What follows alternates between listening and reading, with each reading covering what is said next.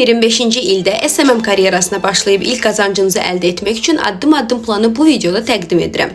Hər kəsə salam, mən Ülkər, dünyanın ikinci ən böyük marketinq şirkətində çalışıram.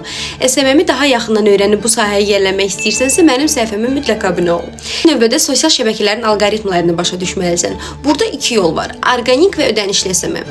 Orqanik SMM pulsuz kontent yaratmaq və izləyicilərlə aktiv ünsiyyətdə olmaq deməkdir. Vaxt tələb edir, amma brendə etibar yaradır. Ödənişli SMM isə reklam kampaniyalarıdır. Tez nəticə verir, amma büdcə lazımdır. Başlanğıcda orqanikdən başlamaq daha yaxşıdır ki, kontent yaratmağı öyrənəsən. İkinci, hədəf auditoriyanı müəyyən et.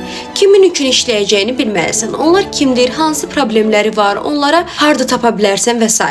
Üçüncü olaraq şəxsi brendini qurmalısan. Sənə iş təklifləri etmələri üçün öncə özünü göstərməlisən. TikTok və Instagram kimi platformalarda aktiv ol və nəticələrini paylaş. Dördüncüsü, lazımi alətləri öyrən.